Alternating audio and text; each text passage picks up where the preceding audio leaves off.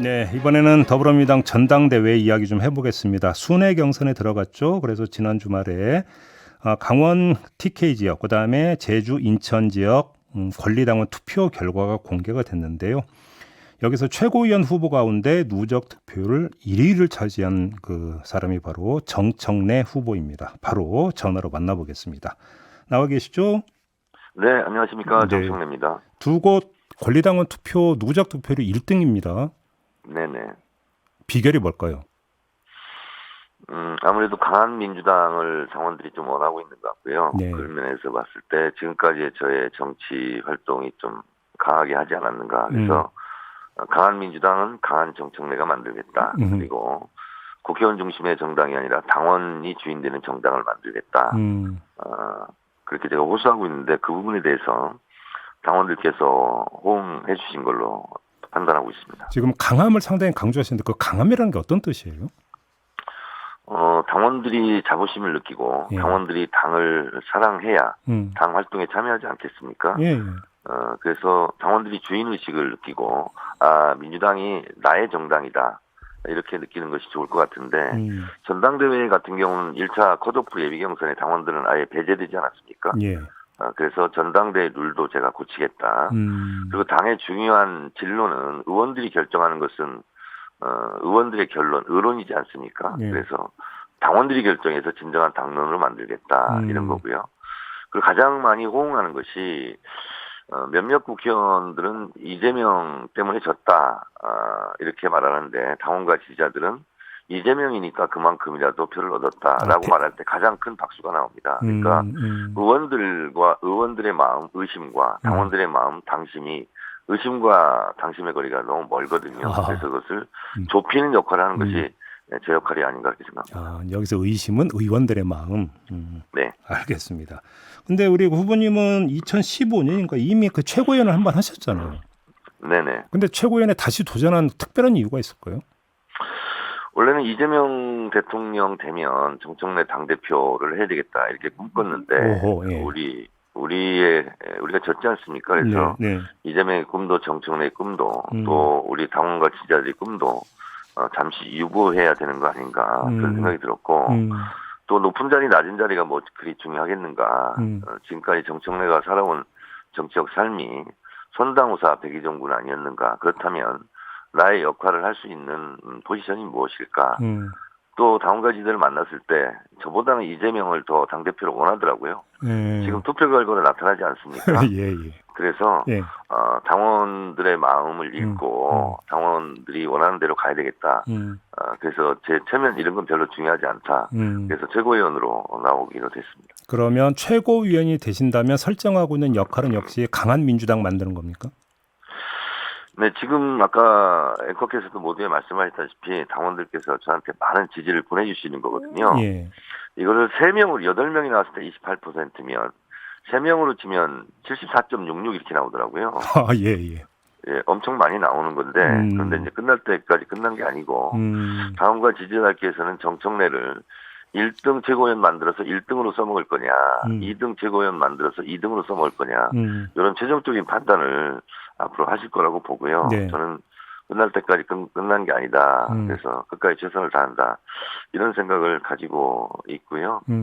그리고 제가 이제 당원이 주인되는 정당, 뭐 10대 공약도 만들고 이렇게 했는데 역시 당원들이 제일 원하는 것은 강력한 민주당, 국민의힘과 타협보다는 국민의힘에 맞서 열심히 싸우는 것. 그리고 조중동 눈치 좀 보지 마라. 제발 당원들 눈치를 살펴라. 이런 게 당원들의 요구인데 제가 그렇게 얘기하고 있거든요. 조중동의 눈치를 살피지 않고 조중동의 눈치 보지 않고 당원들의 눈치를 살피겠다. 국민의힘의 눈치를 보지 않고 국민의힘과 맞서 싸우고 하겠다. 국민들의 눈치를 보겠다. 이렇게 얘기하니까 그 대목에 박수가 가장 많이 나옵니다. 근데 실제로 조중동 눈치를 보는 사람들이 많이 있습니까? 많이 있습니다. 그래서 제가 최고위원 회의 이렇게 할 때 보면 조중동 신문 스크랩 해놓고 회의하고 참조하고 그러거든요. 그래요? 근데 조중동이 민주당을 뭐 예뻐할 리가 있겠습니까? 항상 비판만 하죠. 그러면 주눅이 들어요. 그거 보면. 그래서 최고위원 할 때 조중동 스크랩에 놓은 신문을 아예 없애겠다. 그 대목에서도 박수가 참 많이 나옵니다. 아, 그래요. 아무튼 이제 경선이 진행이 되면서 이제 그 불거진 쟁점이 당원 네. 80조 개정 문제잖아요. 네네. 이 문제 어떻게 풀어야 된다고 생각하세요? 박근혜 전 대통령 국민들이 원해서 탄핵까지 하지 않았습니까? 예. 그러면 여의도에서는 헌정 질서가 중단된다 이런 얘기도 많이 한 거지 않습니까? 근데 결국은 국민들의 뜻대로 된 것처럼 당원들은 그런 의견 표출을 할 수 있는 겁니다. 그래서 그것도 있는 그대로 당원들이 이렇게 생각하는구나. 한번 생각해보자. 이렇게 하면 될 걸 가지고 네. 사법 리스크 운운하면서 국민의힘과 조중동이 쳐놓은 덫을 이용해서 내부 총질하는 것은 동지의 언어가 아니다. 그래서 제가 어제 전당대회장 인천에서 이게 무슨 국민의힘 전당대회냐. 동지란 이겨도 함께 이기고 저도 함께 지는 것. 비가 오면 같이 비를 맞아주는 건데 김대중 대통령 정치 탄압할 때도 같이 맞서 싸웠던 것이 민주당의 전통인데 이걸 가지고 내부 총질하면 되겠느냐 하고 준엄히 제가 꾸짖고 경고했습니다. 그 이제 문제가 이제 80조 1항에 보면은 그 부정부패 등의 혐의로 기소된 사람은 직무가 정지된다 이 규정이고. 네네. 근데 그 이어서 3항을 보면 정치 탄압이 있을 경우에는 그거를 다시 정지시킬 수 있다 이 규정이 있지 않습니까? 그러면 네네. 그게 정말로 그 정치 탄압에 따른 기소라고 한다면 기존 당원을 가지고도 구제 절차는 얼마든지 밟을 수 있는 거 아닌가요? 이제 당원들은 이제 한 가지가 다 조심스럽고 예. 떨어지는 낙엽만 봐도 소스라치게 놀라는 거 아니겠습니까? 그리고 이재명 의원에 대한 검찰과 경찰의 탄압과 압수수색 이런 것은 지금까지 몇 년 동안 계속돼 왔지 않습니까? 예. 그런데 뭐 특별한 결론이 없고 또 대법까지 갔던 선거법 위반 사례도 무죄가 나지 않았습니까? 그래서 이거는 결과적으로 뭐 나온 게 없지 않습니까? 그리고 이재명 의원 같은 경우 성남시장실에 시장실에 CCTV까지 갖다 나올 정도로 부정부패의 그 빌미를 잡히지 않게 굉장히 노력해왔고 지금까지 탈탈 털어내 나온 게 없잖아요. 그러면 결국은 여권에서 이재명 후보에 대한 여러 가지 공격들, 비난들 이것은 정치 탄압의 성격이 매우 짙은 거죠. 네. 그래서 잡아가려고 그러면 왜 잡아가냐 같이 싸워야지. 빨리 잡아가라 이렇게 하는 식으로 특히 전당대회장에서 공격하는 것은 동지의 언어가 아니다. 자제해 주실 것을 부탁드립니다. 그럼 하나만 더 여쭤볼게요. 아마 좀 비교가 될 것 같아서 이제 미리 질문을 드리면 예를 들어서 국민의힘의 이준석 대표를 징계를 했는데 네네. 이거 같은 경우는 뭐 기소는 그 둘째치고 수사 결과도 나오기 전에 징계 결정을 내려버렸잖아요. 그럼 이게 비교가 좀 되지 않겠습니까? 그러니까 지금 국민의힘 상황이 굉장히 안 좋지 않습니까? 대통령 지지율은 폭락하고 있고 네네. 그리고 사실상 윤석열 대통령에 대한 지지율이 20%대라는 것은 국민의 80%가 반대한다는 뜻 아니겠습니까? 그러면 불면의 밤을 보내고 해야 되는데 휴가의 밤을 보내고 있지 않습니까? 예. 태평성대 임금처럼 유유자적하는데 저는 그런 공감 능력이 떨어지는 대통령의 모습, 태도 이런 것이 국민의 분노를 더 자극하고 있다 저는 이렇게 생각을 해요. 그래서 국민의힘이 저렇게 난리난 것을 우리가 그 전철을 밟아야 되겠습니까? 그래서 국민의힘은 국민의힘 문제이고 우리 민주당은 또 민주당의 문제이기 때문에 당원들이 원하는 대로 당원들의 생각대로 가는 것이 맞고 아니 윤석열 대통령을 뽑은 국민을 나무라시겠습니까?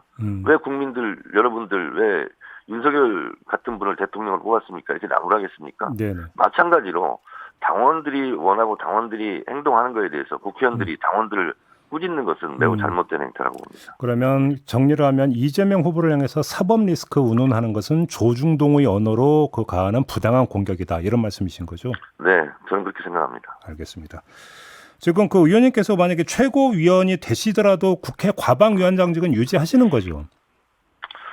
얼마 전에 중앙일보에서 저를 비판했어요. 당의 주요 직위를 맡은 사람은 중립성 훼손 우려가 있기 때문에 상임위원장을 맡으면 안 된다. 그래서 제가 곧바로 반박했습니다. 권성동 의원은 원내대표는 주요 직이죠. 그런데 운영위원장 맡고 있지 않습니까? 권성동은 상임위원장을 해도 되고 정청래는 상임위원장을 하면 안 되냐. 제가 이렇게 물었는데 거기에 중앙일보는 답하기 바라고 자꾸 이런 식으로 민주당 전당대회에 관여를 하면 안 된다고 생각합니다. 알겠습니다. 중앙일보는 전당대회에 손 떼기 바랍니다. 그러면 과방 위원장께 좀 질문을 좀 드려볼게요. 네네. 이른바 공영방송 지배구조 개선 문제 있잖아요. 네네. 관련 법률 어떻게 처리하실 계획이세요? 이 문제가 계속 이제 뭐 수십 년간 불거지는 것은 여당이 방송을 장악하고 싶은 유혹이 있는 거죠. KBS 이삼이나 MBC 박문진이나 6대3 구조 아니겠습니까? 여권이 6을 가져가요. 그래서 자신들의 입맛에 맞는 사장들을 임명하면 편파 보도 방송에 항상 의혹에 쌓이지 않습니까? 그래서 여당도 야당도 유혹에 침을 흘릴 수 없도록 지배구조를 개선하자. 어떻게 개선하냐? 여당의 입김도 야당의 입김도 작용하지 않도록 사장을 뽑는 주체들, 뭐 이사회 형태도 볼 수 있는데 이걸 좀 숫자를 많이 늘리자. 그러면 아무래도 개입과 통제가 좀 불가능하지 않겠느냐. 그래서 사장을 뽑는 구조를 6대3 이렇게 만들지 말고 그걸 뭐 25명, 50명, 100명 이렇게 만들면 아무래도 민주적으로 선출되면 그 뽑힌 사장이 공정방송을 하지 않겠느냐. 그래서 공영방송 지배구조는 뽑는 구조를 많은 사람들 양을 늘리자 이런 취지입니다. 그걸 제가 가방위원장 하면서 반드시 신속하게 처리하도록 하겠습니다. 신속하게라는 게 혹시 시한을 설정하고 계세요? 뭐 물리적으로 며칠 안에 하겠다 이런 건 아니지만 어쨌든 국민의힘의 사보타지와 국민의힘의 어떤 보이콧 이런 것과는 관계없이 일하는 국회의 모습을 보이면서 처리하겠다. 그러면 예를 들어서 정기국회 회기까지는 넘기지 않고 처리할 수 있다 이렇게 보십니까? 제가 봤을 때는 뭐 며칠이라고 말씀드리지 않겠지만 올해 안에는 해야 되지 않겠습니까? 근데 만약에 통과가 되더라도 윤석열 대통령이 거부권을 행사할 수도 있잖아요. 그러면 뭐 더 후폭풍이 거세지겠죠. 그렇지 않아도 지지율이 바닥인데 윤석열 대통령 만약에 그런 식으로 하면 지지율이 지하로 내려가겠죠. 그렇게 보시고. 근데 이건 지배구조 문제로 또 다른 게 지금 국민의힘에서는 KBS 수신료 분리징수안을 이제 들고 나오지 않았습니까? 이 점은 어떻게 보세요? KBS 수신료는 40년 전에 2,500원, 당시 신문 한 달 구독료로 결정했거든요. 지금 한 달 신문 구독료가 2만 원 정도 한대요. 2만 원까지는 못 올리더라도 어찌됐든 현실화하는 것은 맞고요. 1TV 같은 경우 광고를 못하게 하지 않습니까? 광고를 해서 수입원은 끊어놓고 그리고 방송 잘해라. 그러면 월급 주지 않고 너 일 열심히 해라. 이거하고 똑같지 않습니까? 그래서 일을 할 수 있도록 조건을 마련해주고 공영방송이니까 방송의 중립성, 공정성을 잃지 마라. 그것을 감시하겠다. 이렇게 하는 것이 이 일머리를 아는 사람들의 말이죠. 이제 시간이 얼마 안 남아서 짧게 좀 마지막으로 하나 여쭤볼게요. TBS 문제 있잖아요. 이게 지금 서울시의회에서 지금 이제 조례안 만들어서 이제 통과시킬 계획이지 않습니까? 그럼 이게 국회 차원에서 대응할 수 있는 방법은 없는 거죠? 국회에서도 제가 가방위원장으로서 할 수 있는 역할을 다양하게 좀 찾고 있고요. 오세훈 시장께 한마디 짧게 말씀드리면 옛날에 아이들 밥그릇 뺏으려다가 시장직 뺏기지 않았습니까? 무상급식 말씀하시는 거죠? TBS 없애려다가 시장직도 뺏길 수도 있으니까 모든 것은 순리대로 가야 됩니다. 순천자는 흥하고 역천자는 망한다고 그랬습니다. 오세훈 시장이 좀 정신을 차렸으면 좋겠습니다. 알겠습니다. 자, 오늘 말씀 여기까지 들어야 될 것 같네요. 고맙습니다. 네, 감사합니다. 네, 지금까지 더불어민주당의 정청래 최고위원 후보였습니다.